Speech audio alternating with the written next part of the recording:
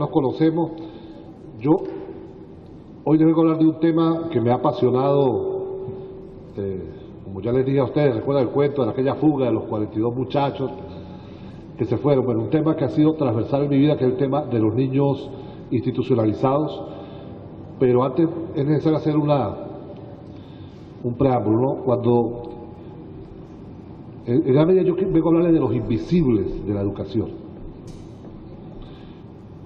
Uno tiene una polémica permanente con buena parte de quienes hacen reflexión educativa cuando, para no irnos tiempo atrás, y me iré más adelante, pero recientemente, a la Ley Orgánica de Educación del 80 y la nuestra, la bolivariana, siguen considerando invisibles a los muchachos, a los niños, adolescentes que están fuera del sistema educativo y aquellos, sobre todo aquellos que están institucionalizados. O sea, están invisibles, no existen. Lean la Ley Orgánica del 80, no están. Lean la Ley Orgánica de Educación de la Revolución Bolivariana y también siguen invisibles. De esos invisibles les voy a hablar yo. Y para ello quiero decirles que es un tema, desde mi punto de vista, y hay una opinión muy personal, que tiene que ver con la educación especial. Nosotros hemos considerado hasta ahora como parte solo de la educación especial aquellos que, niños, niñas, adolescentes, adultos que tienen alguna dificultad motora, psicomotora, tienen nacieron con alguna dificultad congénita, y a eso le hemos dado, los hemos englobado como educación especial, ¿no? Pero ¿qué pasa con aquellos muchachos, niños, niñas, jóvenes, que nacen en condiciones normales, de ese millón que nos dijo el censo, el último censo, que no van a la escuela? El último censo nos dio a nosotros una cifra que nos debió prender la alarma. 1 millón de niños y jóvenes que deberían estar en el sistema educativo venezolano, en los diferentes niveles y modalidades, no están en él.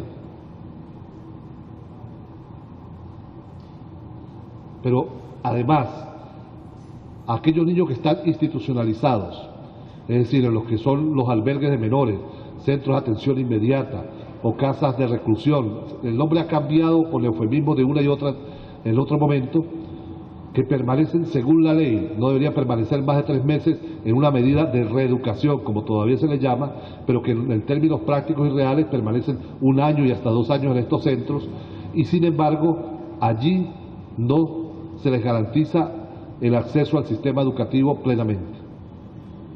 Entonces, de esas dos variantes quiero hablarles, porque para mí el que está enferma es la sociedad y la escuela, y no el niño y el joven.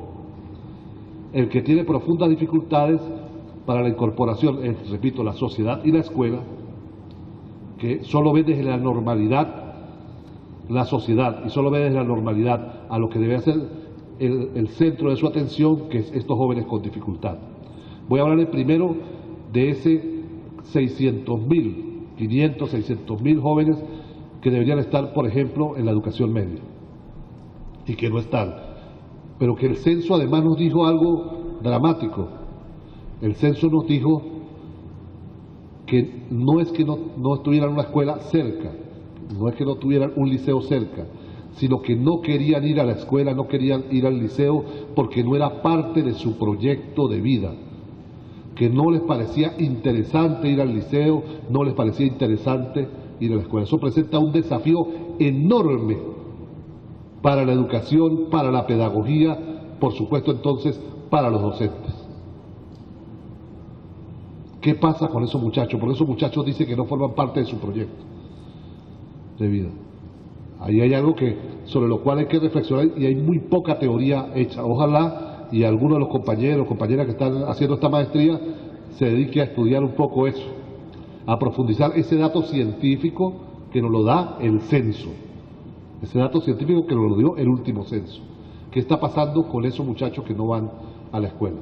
Y ahí el discurso que yo he venido manejando en los últimos años y que lo voy a repetir porque, bueno, si a los evangélicos les funciona, a nosotros también nos tiene que funcionar, ¿verdad? Respetando la diversidad, que es repetir y repetir, alguien escucha y se sensibiliza. Y es que la escuela no está dando cuenta de lo que está pasando fuera. No está dando cuenta de nada de lo que está pasando afuera. Yo les decía ejemplos prácticos. En los décadas de los 90, con el boom de las nuevas tecnologías, de la comunicación y la información, ahora simplemente TIC, sin las nuevas, porque ya ha pasado tiempo suficiente, la educación, casi todas las escuelas pedían computadoras para incorporarse a las nuevas tecnologías de la comunicación y la información. Pero la entendían, y eso lo he dicho hasta la saciedad, la necesidad de esa incorporación más como tener la máquina de escribir moderna. No era tecnología real, sino en un primer momento una máquina de escribir que no usara corrector tipo TIPS, entiende, que pudiera borrar simplemente con una tecla, que pudiera borrar y editar material. O sea, en el imaginario del maestro, de nosotros los educadores, más que una nueva tecnología, había un salto en la máquina de escribir. Cosa que no ocurría con todos los muchachos que hoy están en nuestros liceos y en nuestras universidades.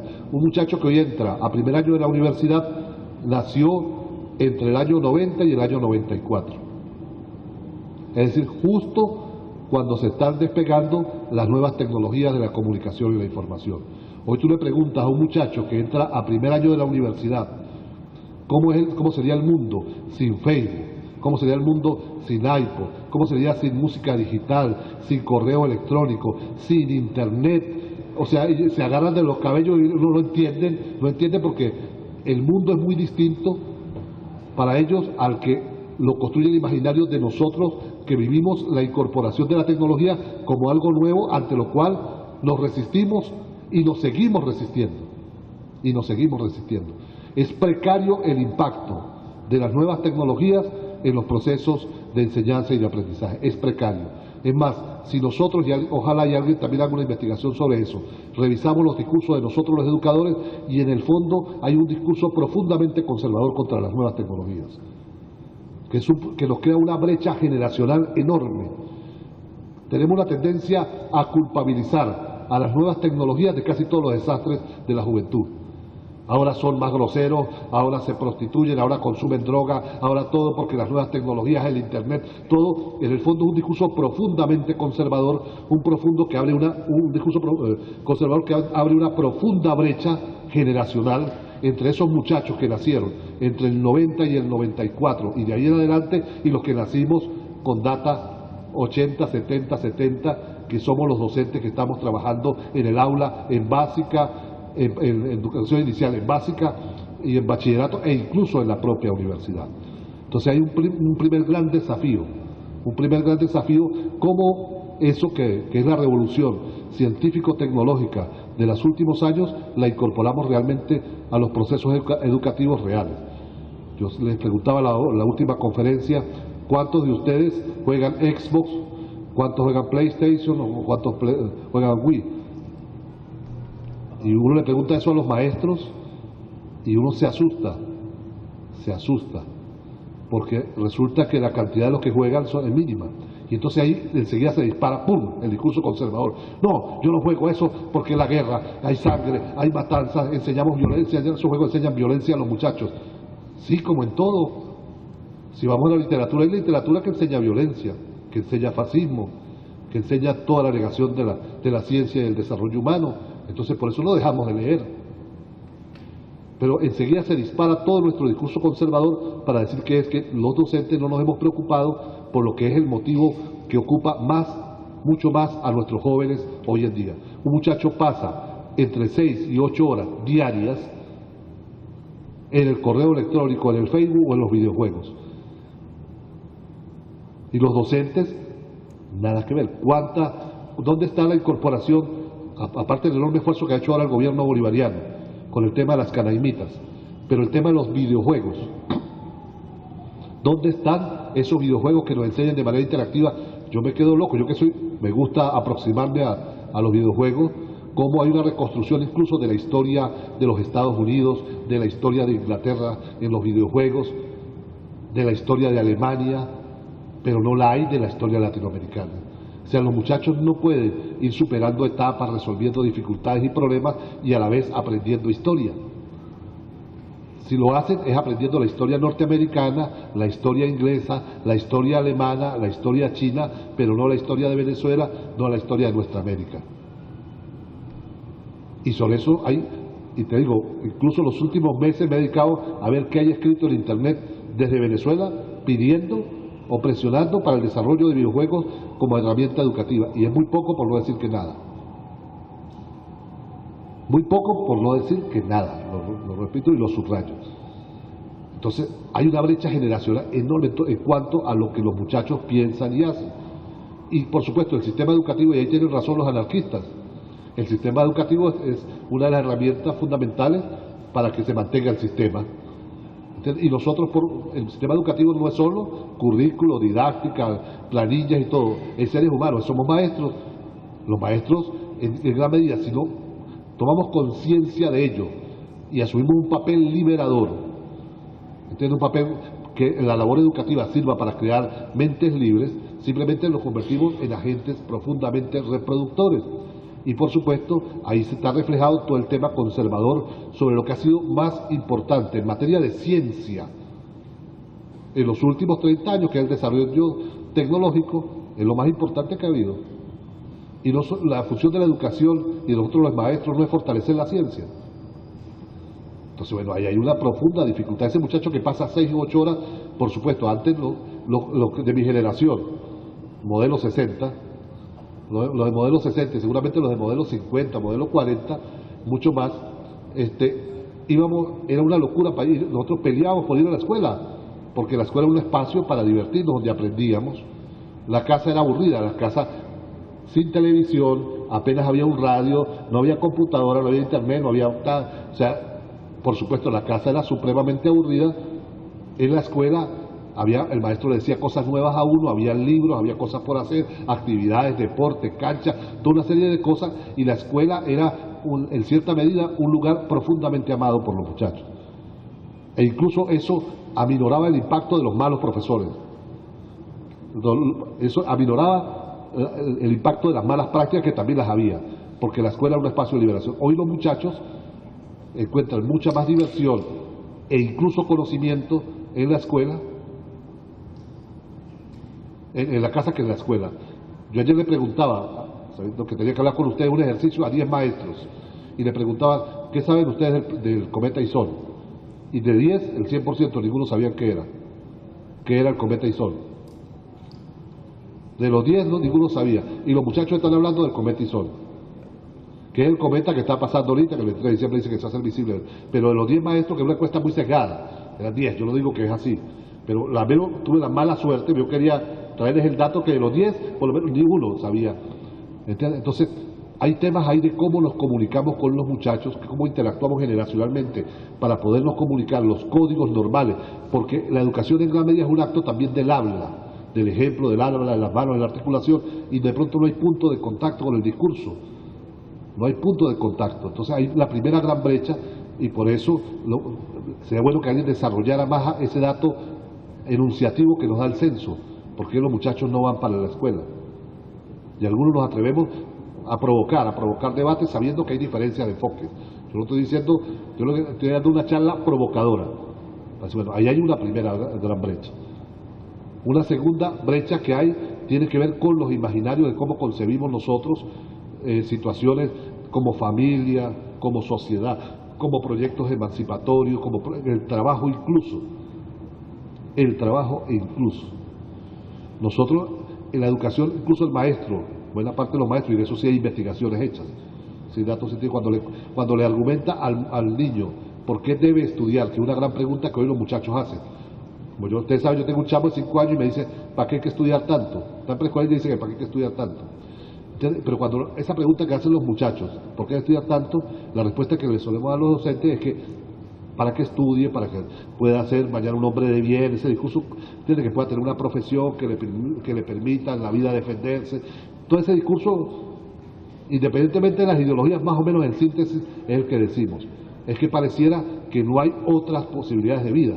Es decir, entonces el artesano no es un hombre sano, aquel que no ha ido a la escuela. Aquel que no va a la escuela, pareciera, fíjate que ahí mismo se revela todo el elemento conservador del propio maestro. Pareciera que simplemente el título es el que habilita para trabajar. ¿Entiendes? Y el muchacho sabe que no es así. El muchacho hoy, ese mismo muchacho, cuando en la encuesta hay otro dato desagregado, ¿qué está haciendo usted? Buena parte de ellos eran mototaxistas. Buena parte de los muchachos que no van a los liceos son mototaxistas. ¿Qué te está diciendo ese dato empírico? Habría que comprobarlo, que de pronto él dice, bueno, en un día me gano 1000 bolívares. Ajá, usted que es educador, ¿en un mes cuánto se gana? Entonces, ¿para qué tengo que yo meterme a un aula durante 10, 12 años si yo gano lo mismo o más que usted? Porque el muchacho en esa etapa está haciendo comparación, que eso que hablábamos, natural, para ver si es válido o no que la escuela sea parte de su propio proyecto de vida. Entonces, hay una ruptura profunda entre los discursos y eso hace un daño enorme. Nosotros tenemos que comenzar a discutir qué pasa y cómo enamoramos a esos muchachos para que vuelvan a estudiar. Yo ni siquiera digo a la escuela, que vuelvan a estudiar. Y ahí tenemos que pensar el proceso educativo más allá del aula. Eso que Chávez dijo tan maravillosamente, que aprendamos debajo de una mata de mango, siguiendo a Simón Rodríguez, en un galpón, en un taller, eso que están haciendo los compañeros de la Universidad Bolivariana de los Trabajadores, ver cómo en el propio proceso del trabajo se educa, buscar formas alternativas con los jóvenes. Y ahí tiene que ser no desde el lugar autoritario de los maestros, sino desde el lugar de los jóvenes. Es un enorme desafío para la pedagogía y la educación. ¿Cómo los enamoramos desde su propia realidad y no de nuestras propias convicciones y nuestras propias realidades? Porque el problema es ese, que nosotros, o sea, nos dificulta, y digo, con honrosas excepciones, pero estamos hablando del enorme peso de los muchachos.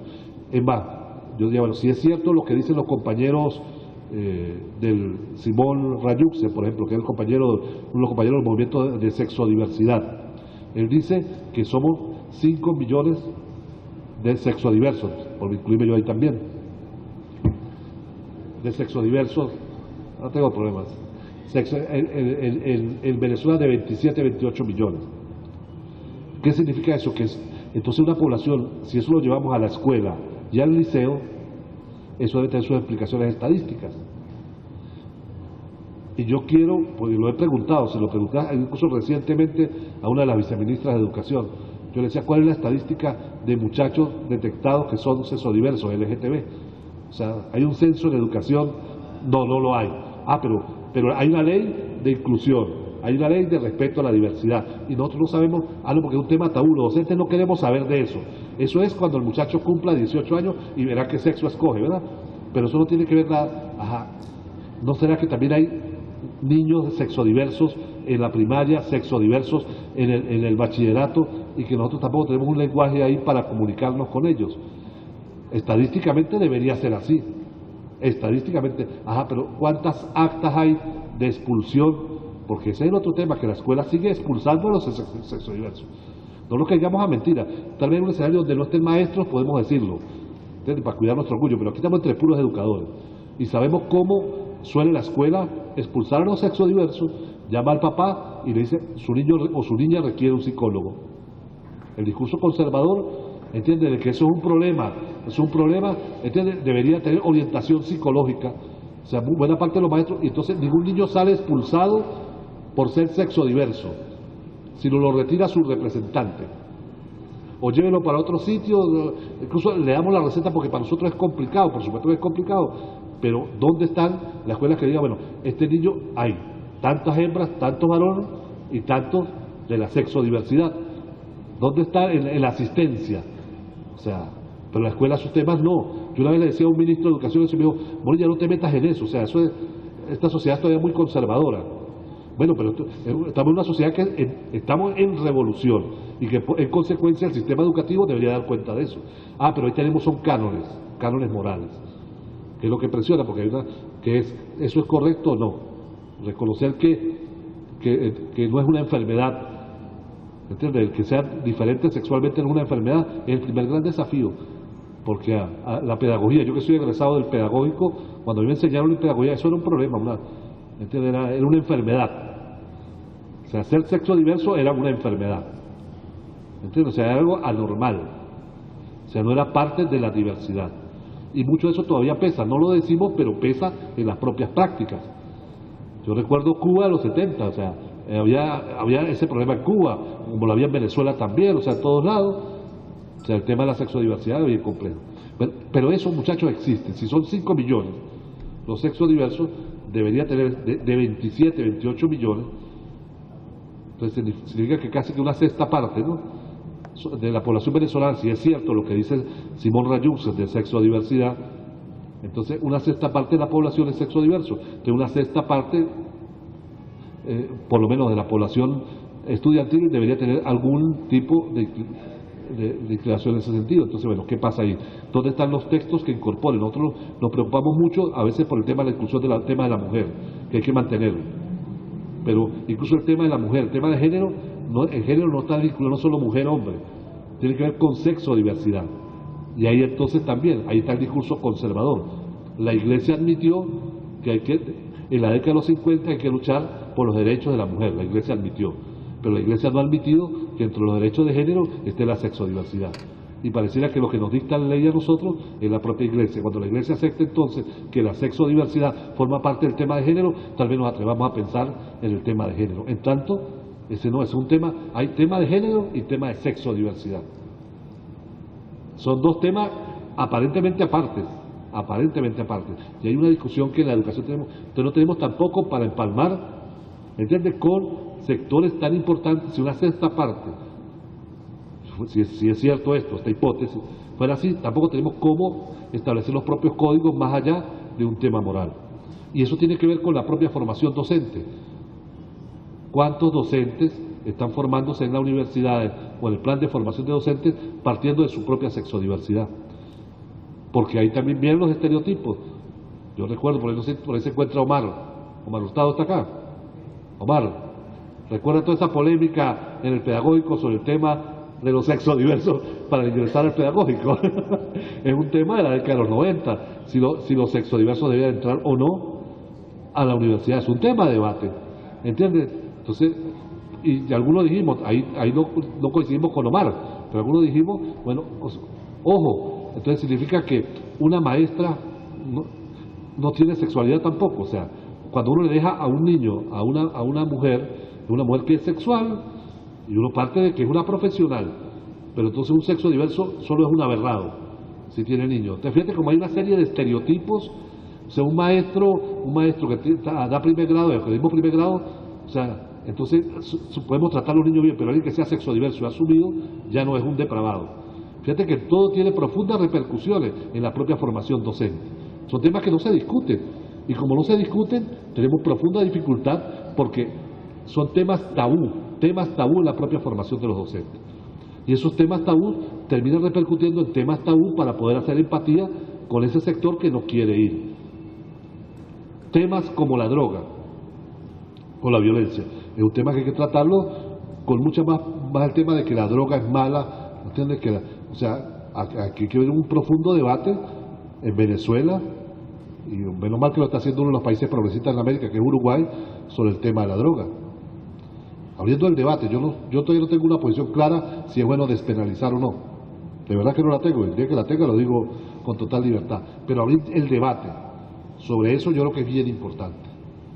Aquí no estamos todavía ni librando ese debate, pero ni siquiera los educadores opinamos más allá de que no, consumo, o sea, desde la lógica más conservadora, no con argumentos científicos que digan esto ayuda o no ayuda, profundiza el daño a la sociedad. Y le digo, yo soy, como práctica personal, profundamente enemigo del consumo de drogas, porque he visto cómo se destruyen seres humanos, sobre todo jóvenes, por el impacto de la droga. ¿Entiendes? Pero son dos cosas distintas. Una cosa, eso a demostrar científicamente si una cosa o la otra mejora o no. Por eso digo, yo tengo una opinión todavía. Pues va mucho en mi sesgo tal vez porque como he visto morir literalmente a cientos de jóvenes producto de la droga, ahí tengo un sesgo muy profundo que no me permite, más que con los datos me lo demuestren, tener claridad de cómo abordar un tema como es. El tema de la familia, yo lo he dicho hasta la saciedad, y lo repito, cada vez que puedo lo repito. Nosotros seguimos en la Constitución de la República Bolivariana de Venezuela, en los planes de formación y todo, en universitario, y lo dije cuando era viceministro, o sea, lo puedo decir ahora que no soy viceministro, o sea, hasta básica, seguimos teniendo un concepto de la familia nuclear clásica, compuesta por papá, mamá e hijos. La mayoría de las escuelas se enseña eso, la familia es eso, compuesto el núcleo familiar, padre. Yo no digo que no existan prácticas alternativas, que las existen, las conozco, muy buenas, pero no es la mayoría. En la mayoría es padre, madre, ¿entiendes? e incluso el mismo concepto del Día del Padre y la Madre, y no hay cuenta de lo que ahora la realidad es.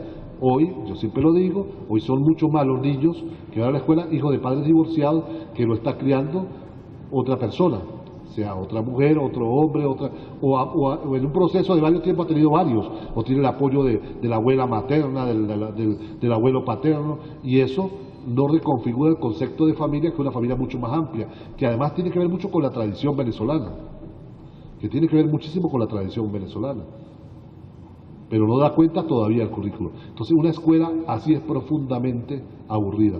Yo le decía a un compañero que presentó el proyecto de prohibición de los videojuegos acá, y lo repito de nuevo, cuando se produjo la censura de ese videojuego fue porque en el demo del videojuego había una invasión norteamericana a Caracas,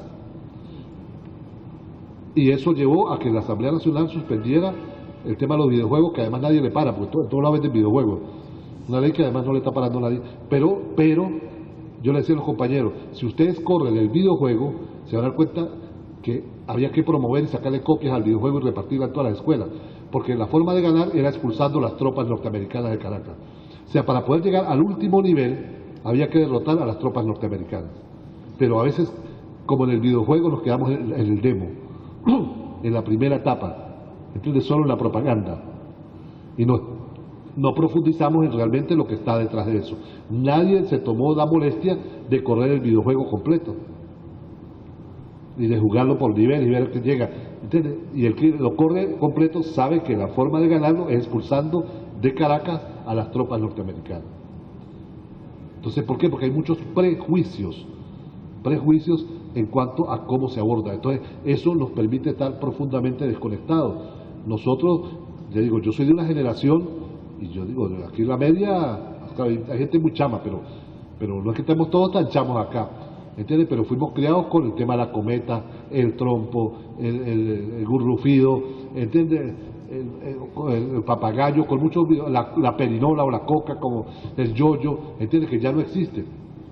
Y a veces nosotros sentimos nostalgia que quisiera que los muchachos jueguen eso, ¿entiendes? Los muchachos están jugando otra cosa, están jugando yoyo con Wii, ¿entiendes? O sea, de manera distinta, o sea, están jugando todos los juegos de manera mucho más virtual. Entonces, nosotros para poder realmente enamorar a ese otro sector, tenemos que colocarnos en los zapatos de ellos. Es decir, cómo recuperamos esa posibilidad de lenguaje y de comunicación, porque yo siento, por lo que dicen los chamos hoy en día, que puede ser cada vez más creciente la brecha. Puede ser más creciente la brecha. Es decir, porque la escuela, te digo, hoy una escuela, un muchacho, 5 o 6 horas sentados en un pupitre, sin que le digan nada, tomen nota, copien, todo aquello, pues es una escuela muy aburrida. Muy aburrida para el muchacho que está pensando en cosas, novias, qué sé yo, a otra velocidad muy distinta a la velocidad que teníamos nosotros. Y así nosotros digamos que somos muy modernos, nunca somos tan modernos, y con eso cierro esta parte. Yo siempre digo, el chamo mío que nació en el 92, uno de los chamos míos, yo tengo mi Facebook, y mientras yo escribo una comunicación con una sola persona, él tiene 18 ventanas abiertas, ¿entiendes? Y puede comunicarse con 18 novias a la vez. Yo si vago me confundo una novia con la otra. Eso significa que el cerebro de uno está pensando en otra velocidad, está en otra velocidad, y nosotros tenemos que entender eso. O sea, también una limitante generacional, porque hay estructuras cerebrales que se construyeron de una manera determinada, pero peor si nosotros eso lo separamos y que rompemos la posibilidad de comunicación con código distorsionado. Entonces es un primer elemento que no es el muchacho, a diferencia del que sufre del oído, de la vista, ¿entiende? Que es para la cual la educación especial, ¿entiende? Es la fortaleza. Tenemos que empezar una educación especial mucho más amplia, capaz de capturar o hacer empatía con todos esos sectores que no tienen un problema físico, no tienen un problema neurológico, sino hay un problema cultural. Entonces hay un problema generacional que está surgiendo porque los cambios son acelerados. Y es un tema que tal vez sea de la educación especial o de la pedagogía en general. Y el otro tema, como les decía, tiene que ver con los niños institucionalizados. Ese es otro déficit que tiene la pedagogía en Venezuela. Otro déficit. Aquí yo, y ustedes saben muy bien que yo no soy prietista. Lo digo, no soy prietista, yo considero, y lo repito, que Prieto fue el teórico, y respeto a los que son prietistas. O sea, pero yo no soy prietista, considero que Prieto fue el teórico educativos de la Revolución Democrática Burguesa del 58. Y bien bueno, ¿entiende? Y valoro todo, y y hay cosas de Prieto muy buenas que no se han podido realizar, e incluso en la Revolución Bolivariana. Pero él es el teórico educativo de la Revolución Democrática Burguesa del 58. Esa es mi posición. Ahora bien, en cuanto a los niños de la calle, el trabajo de Prieto es descomunal. O sea, la Revolución Democrática Burguesa no puede, y eso lo decía Marx, lo decía Lenin, hay cosas que la Revolución Democrática Burguesa se plantea que no las puede cumplir, y que solo la Revolución Socialista las puede cumplir. Y una de esas tiene que ver con los niños institucionalizados. Prieto planteaba en el año 36, antes que existiera las Naciones Unidas, antes que existiera UNICEF, antes que existiera la Convención de Beijing del 89, ni la Convención de Riad del 91, en 1936, Prieto y el Sindicato de Educadores del Magisterio, el primer sindicato de Venezuela, planteó la Tabla de Derechos del Niño. Y planteaba la primera, porque uno que ha revisado, entiende, salvo la Declaración Universal de la Revolución Francesa, es la primera tabla hecha por pedagogos donde plantea derecho a la educación, la alimentación. O sea, la tabla de derechos del niño es un programa político para la transformación de los sistemas educativos. Y ahí el papel de Prieto fue fundamental. Sin ser prietista, Prieto fue fundamental. Prieto entendió un poco la idea vygotsquiana que el trabajo transforma al ser humano, y se encargó de que todos los CBNs, las instalaciones del CBN que están regadas en el país, todavía, después de muchos años, tienen talleres. Ahora algunos están siendo ocupados por la UNES, por otras cosas, pero tenían talleres de carpintería, tenían talleres de metalúrgica, donde el muchacho a través del trabajo fuera, para decirlo en términos de Prieto, fuera mejorando su conducta. Pero tenía una preocupación por vincular educación y abordaje de los niños institucionalizados. Prieto, el CBN luchó en los primeros años de la Revolución Democrática Burguesa para que estuviera adscrito al Ministerio de Educación. No, el CBN, Consejo Venezolano del Niño, estaba adscrito al Ministerio de Educación, hasta que Prieto se fue de Acción Democrática y decidió fundar el MEP, que los escritos socialistas de Prieto son del 70 para acá, y fundamentalmente políticos en general, no políticos educativos, más allá del maestro eunuco político, que era más un desahogo, ¿entiende? Pero los discursos educativos pedagógicos fueron construidos más en la época antes, cuando estaba en la Acción Democrática. Entonces, por eso digo, fue el teórico educativo de la Revolución Democrática Burguesa. Bueno, al irse Prieto de Acción Democrática y fundar el MEP, el Movimiento Electoral del Pueblo, coincide con toda, a escala planetaria, la intención de golpear fuertemente a la educación. Y ahí en Venezuela se da la operación con Teresa Barnola, la Iglesia Católica, Caldera al frente, el Opus Dei al frente, encarga a Teresa Barnola, una ex monja, para que se encargue de lo que es el CBN. Lo primero que hace es cambiar el nombre, de CBN pasa a ser Instituto Nacional del Menor, y lo separa del Ministerio de Educación, lo separa de todo el tema de contratación, y comienza una visión de situación irregular, es decir, de muchacho delincuente que debe ser tratado con tribunales, policía y represión. Y el magisterio fue incapaz de responder con teoría fuerte. Ahí privó mucho la lógica de cantidad. ¿Cuántos maestros están en el CBN? Poquito, un porcentaje mínimo, el 1%. Entonces, fue como permitido, como en la negociación de la contratación colectiva, se permitió la separación del CBN del conjunto del ministerio. Y el CBN, para los que pueden hacer la investigación y revisar, no tenía un diseño curricular acabado para la educación de estos muchachos, pero tenía un horario. El muchacho a las 8 iba al taller, a las 9 al otro taller, veía clases del grado, el nivel en que estaba, había maestros para nivelarlos por grados, por etapas de grado, había un maestro para primero, segundo y tercer grado, otro maestro para cuarto, quinto y sexto, o sea, había maestros para nivelarlos en cuanto a la escolarización y para acompañar todo el proceso de formación en un arte u oficio. Una vez que Barnola produce la separación del CBN y la creación del INAN, comienza a desaparecer la labor en los talleres, porque cada vez los muchachos son delincuentes que se pueden fugar, no seres humanos con los cuales trabajar para transformarlos, sino delincuentes que se pueden fugar. Y comienzan cada vez más a ir menos a los talleres y comienzan a jubilar buena parte de los maestros que venían de los 50 y los 60, que era el rezago que le había quedado del proceso de separación, y se crea el eufemismo del cargo de maestro guía o instructor. Maestro guía o instructor, según los diferentes clasificaciones de cargos en el INAL, que lo que tenían la función era ser más celadores, más para cuidar a los muchachos. No eran docentes, podían ser bachilleres además, no tenían que ser bachilleres docentes. Algunos incluso no eran ni bachilleres, tenían sexto grado, algunos de ellos, y en cada centro del INAL se ubican a uno o dos docentes para que acompañen a algunos maestros, algunos muchachos. ¿Qué hacía ese maestro? Que sacaba 5 o 6 alumnos, les ponía a hacer planas, pero eso no tenía ninguna repercusión en su sistema escolar, no era reportado al Ministerio de Educación. Es decir, en los 70 comienza a existir un sector de niños y adolescentes que están en instituciones del Estado que no reciben educación, producto del Estado. O sea, casi que un crimen de lesa humanidad a partir de los 70. Y nadie opina prácticamente al respecto. Pasa la década de los 70, pasa la década del 80, pasa la década de los 90. ¿Entiendes? E incluso la propia, se intentó hacer un debate con la ley de educación del 80 para que se incluyera dentro de la modalidad de educación especial niños institucionalizados, y no pasó.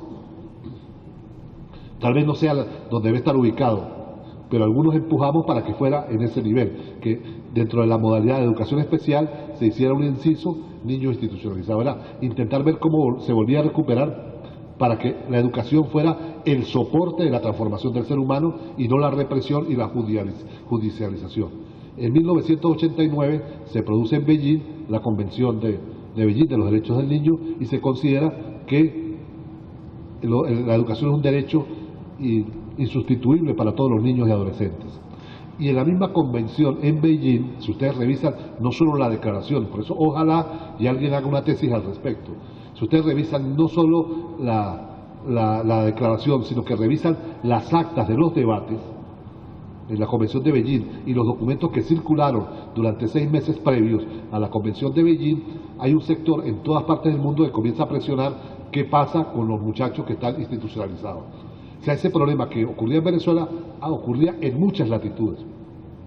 Y eso hace que uno de los acuerdos de la Convención de Beijing sea el convocar a una convención específica para los niños institucionalizados, niños y adolescentes. Y por eso se convoca a la Convención de Riad en 1991, que es la convención que establece los derechos de aquellos muchachos que están aislados por el Estado de la sociedad para garantizar el derecho a la educación, la salud y todo. Pero nuestra logla es más de Convención de Beijing. Nuestra logla no da cuenta de la Convención de Riad. No da cuenta de la Convención de Riad. Por eso yo le decía que venía a hablar de unos invisibles. De unos invisibles porque están pero no están. Están pero no existen. Están pero no existen. Están en instituciones del Estado, pero no están. Y yo quiero que alguien me diga a mí, y ojalá, porque de corazón lo deseo, dónde está la propuesta, ¿entiendes? De currículo, diseño curricular para el abordaje de esos niños institucionalizados. No lo hay. Son invisibles. Siguen siendo invisibles incluso en nuestro proceso de cambio. ¿Qué hemos avanzado? Que logramos que la Universidad Bolivariana de Venezuela, Marixa salió. Marixa, siempre se está desarrollando el posgrado para el Ministerio de Prisiones, Ministerio de Poder Popular, con los muchachos que están porque algunos empujamos y le dimos a la ministra Iris, cuando se creó el ministerio, le adscribieron todos los centros del INAL allá. Y nosotros enseñamos con Lenín una maestría para formar los docentes que van a trabajar. ¿No se puso en marcha? Bueno, yo creí que estaba en marcha por lo menos. Empujamos para diseñar una maestría que permitiera... Sí, hay una versión de la verdad, dice. Pedagogía social.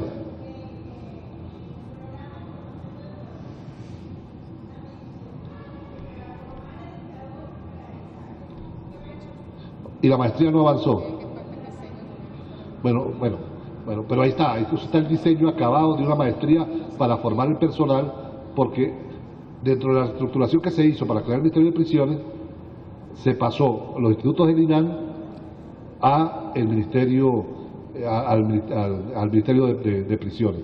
Y esto es un debate que, yo se lo planteé al propio presidente en su momento, cuando se creó la misión Negra Hipólita, que era la necesidad de, entonces el presidente Chávez planteaba que había que ir creando las condiciones, yo creo que tenía razón, para una transferencia progresiva al Ministerio de Educación y que tenía que haber profesionales capaces de asumirlo, que antes de que volviera eso al Ministerio de Educación, tenían las universidades que formar los docentes para ello, crear la base de infraestructura para poder absorberlo y ahí sí se podía hacer la transferencia. Con lo cual siempre estuvo de acuerdo el presidente Chávez, siempre, se lo digo porque si una de las cosas que tuve la oportunidad de discutir con él varias veces fue ese tema.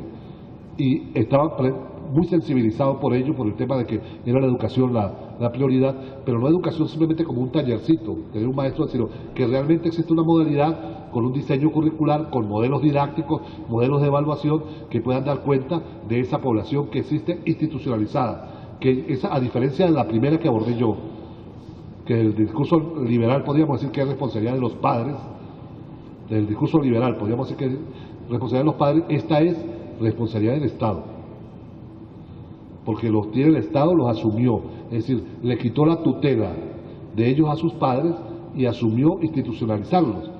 Entonces es responsabilidad del Estado lo que pase allí. Y para ello, entiende que es otro tipo de mucha educación especial, no hay todavía una propuesta, ni una propuesta acabada de formación docente, y en eso no es simplemente una mención ni un curso extraordinario. Para ello se requiere un proceso de formación bien acabado. Un ejemplo, para tratar de ilustrar lo que digo. Cuando hicimos el censo para la misión Negra Hipólita, buscamos un conjunto de compañeros que tenían mucha experiencia como trabajadores sociales, haciendo encuestas, haciendo toda la cosa, para hacer el censo en algunas ciudades. Recuerdo que el compañero, uno de los con mayor experiencia, lo mandamos para el Zulia. Y en el Zulia le correspondió ir a hacer el censo. Entonces yo había visto en algunas visitas en Maracaibo que detrás de la iglesia, tengo días que no voy a Maracaibo, donde estaba una parte que era muy fea, ahí había muchos niños de la calle. No sé si todavía permanece ese sitio así. Entonces yo le digo a la persona, vaya a este sitio, ahí yo he visto durmiendo niños en la calle, o sea, en algunos sitios, qué sé yo, le doy las coordenadas más o menos, y al otro día me llama y me dice, palabras más, palabras menos, Bonilla, tú lo que siempre con tus sueños, con tus cosas, eso es lo que son una cuerda de malandro, me iban matando a punta de piedra. Entonces le digo yo, ¿cómo que te iban matando a punta de piedra? Así cuando me les acerqué, me sacaron una pedrada. Esos muchachos no quieren que los ayude, que no sé qué, o sea, ese discurso que a veces se instala en nosotros, ¿no? Entonces, decidimos irnos algunos para Maracaibo a ver qué era lo que pasaba. Cuando hacemos la reunión de balance, los compañeros, yo digo, cuéntame paso a paso qué hiciste tú, porque... Entonces, bueno, me dice, no, muy fácil, yo fui al sitio que era, efectivamente, había como 12 o 13 muchachos, la mayoría varones, solo había una mujer, una muchachita como de 8 años, y bueno, yo me le acerqué a la muchachita para que viera que yo no quería agredirlo a los demás, que no me quería meter con ellos, y cuando estaba hablando con la muchachita me cayeron las piedras. Entonces, bueno, hizo todo lo contrario. Usted tal vez tenga toda la experiencia en trabajo social, pero no ha trabajado con niños en situación de calle, en situación de abandono, que es al revés. Ellos defienden la débil de la manada, era la muchachita. Y esos muchachos uno no sabe qué ha pasado por ahí, o sea, si algunos son producto de abuso del padrastro, abuso sexual, expulsión familiar, o sea, para ellos los adultos somos unos monstruos, o sea, y tiene que ser así para poderse defender, para poder sobrevivir tiene que convencerse de que los adultos somos unos monstruos en su conjunto. Y la más débil de la manada era la niña, y se le acerca a la débil de la manada, por supuesto la manada responde lanzando piedras. Entonces fíjate que eso no es simple, eso requiere un proceso, y podemos hacer aquí un balance de 500 cosas que hay que hacer con los muchachos, que no se aprenden sino con un proceso de formación en profundidad para el trabajo con ellos, que tiene que ser desde una pedagogía profundamente comprometida con ellos. Y ahí hay experiencias muy importantes. En Brasil, Gómez Acosta, sectores de la iglesia comprometidas con la teología de la liberación, han hecho un trabajo hermosísimo en Brasil con eso, sistematizando experiencias de abordaje. Incluso, si bien Paulo Freire escribió para adultos, buena parte de la propuesta de Paulo Freire de cómo se toma conciencia puede servir para el trabajo con adolescentes en situación de calle. O sea que ahí hay cosas que hay una experiencia teórica, qué sé yo, pero hay que construirla desde nuestra propia referencia venezolana. En Venezuela los pedagogos hemos escrito muy poco sobre este tema. Hemos contribuido colectivamente a hacer invisibles a los invisibles. Hemos contribuido a hacer invisibles a los invisibles porque no hemos hecho teoría, reflexión fuerte, no hemos comunicado sobre un sector de la población que es el más débil y que debe ser la preocupación de todos nosotros. Aquellos que ni siquiera se ven son en consecuencia los más débiles, independientemente de que estén ahí porque hayan robado, porque hayan matado, porque hayan violado, porque hayan cometido cualquier transgresión. Son muchachos que fueron llevados ahí por la sociedad enferma. Por eso que comenzaba al comienzo, por una sociedad que condujo a la creación de esas condiciones para que ellos llegaran a eso. Son entonces los más débiles de los débiles, que además de ser los más débiles de los débiles, son invisibles. Y hay un enorme desafío de la pedagogía. Eso que decía Vygotsky al final en la exposición de la profesora, que ninguna pedagogía puede partir de lo negativo, de una carga negativa, sino de una carga profundamente positiva. Entonces, eso que les estoy diciendo dramáticamente es para decir, ahí hay todo un campo de trabajo. ¿Entiende? Ese esfuerzo quijotesco que hizo la UPEL creando pedagogía social en su momento, en la década de los 90, y la UEB recientemente con la propuesta de una maestría en pedagogía social también, para formar el personal que va a trabajar con esos muchachos, son ejemplos de cosas que se están haciendo por los márgenes, pero también invisibles, porque es un tema como que no termina. Por supuesto que hay derechos, porque entonces eso nos lleva a otro tema bien complejo, porque desde la judicialización, el muchacho que robó, si se porta mal hay que dar un palazo, y es legítimo porque es un delincuente. Es la misma lógica policial, es un delincuente y puede ser válido eso. No lo dice nadie, pero la práctica es así. Por supuesto, si nosotros avanzamos el tema de los derechos, creemos que es la educación, no la fuerza, la que priva. Es como contribuimos a la creación de conciencia liberadora para que él pueda construir su propio proyecto emancipador de vida. Y es un desafío para los pedagogos, un desafío para los pedagogos de los pedagogos. Entonces, hay un tema que yo quería hoy traerles a ustedes, porque me parece que es de especial importancia la perspectiva de complementar todo el tema de la educación especial, y que también nos plantea como revolución un desafío.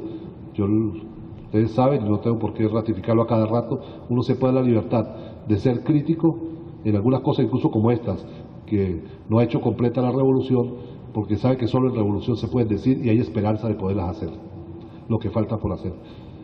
En otro proceso distinto no. Y nosotros lo que tenemos comprometida la vida, la profesión en este proceso de cambio, sabemos que tenemos que decirlo para poder seguir avanzando, para poder tener el desafío. Ahora bien, como es un tema políticamente muy sensible, es desde la ciencia y desde una maestría como esta donde podemos aportar luces, y hay muchas cosas que sistematizar, experiencias muy importantes en Venezuela, en Latinoamérica, que repito, y el que decida irse por ese lado puede contar conmigo como un aliado para poder acompañarle en su proceso de formación, de buscarle documentos, de buscarle cosas, experiencias, de ponerlos en contacto, porque ahí hay un desafío para la pedagogía en tiempos de revolución. Seguramente en lo que falta, yo volví a contactar con alguna gente en Brasil también, la compañera que está acá seguramente nos traerá nuevos contactos de los que están trabajando con experiencias bien importantes en niños de la calle. Incluso en Brasil hay cosas que uno puede estar en divergencia con algunos modelos pedagógicos, eso es legítimo, pero lo que hacen todos los clubes de fútbol, ¿entiendes? Cómo convirtieron las canchas de fútbol en casas de trabajo alrededor para los niños de la calle, es una experiencia, ahora que tenemos la fiebre de la vinotinto y del fútbol en Venezuela, también para utilizarlo positivamente. Es decir, aquello en términos positivos, no es el lado negativo, como decía Vygotsky, sino decir, tal vez no decir tanto esto que yo les dije para develar, para despertar conciencia, no decir lo negativo, sino decir eso es positivo que están haciendo en Brasil, ¿por qué no lo hacemos acá? ¿Por qué no replicamos la experiencia de los clubes de fútbol como espacios para trabajar pedagógicamente con los muchachos de la calle? Para citar solo un ejemplo, en Uruguay también hay experiencias hermosísimas, tiene para trabajar incluso en libertad. La experiencia incluso de las escuelas Summer Hill, con algunas adaptaciones, qué sé yo, no tengo ningún complejo en decirlo, son experiencias que se prestan para este tipo de abordajes. Porque este tipo de muchachos, tú no le puedes llegar con un conjunto de reglas predefinidas. Es decir, lo que tiene que ser en un profundo ambiente de amplísima libertad, con el cual se haga clic. Y ahí la experiencia más bonita que yo conozco en curso, seguramente hay otras, ¿entiendes? Pero la más bonita que conozco, y siempre la digo donde puedo, es la experiencia en Mérida, en España, en la escuela de Paideia, que la organizan, por cierto, los anarquistas. Una escuela de educación en libertad, ¿entiendes? Sin discriminación sexual, sin discriminación de género, donde ellos apuestan por todo un currículum, un diseño curricular totalmente abierto, una experiencia limitada, pequeñita, que trabaja con 20, 30 muchachos, pero que es hermosísima, que por lo menos debe ser divulgada para que abra debate y que digamos no estamos de acuerdo con este modelo de abordaje pedagógico, con este modelo de evaluación, con este horario escolar, pero que nos permite un punto de partida de experiencia positiva, de una experiencia que tiene más de 30 años, allá metido en Mérida, en España, haciendo un trabajo hermosísimo con los niños de la calle. Yo lo que quise, más que de presentarles una ruta de propuesta, es decirles que hay ahí una agenda de trabajo académico-científico en el marco de esta revolución, y repito, que ojalá y algunos de ustedes la asuman como parte de su trabajo de investigación. Muchas gracias.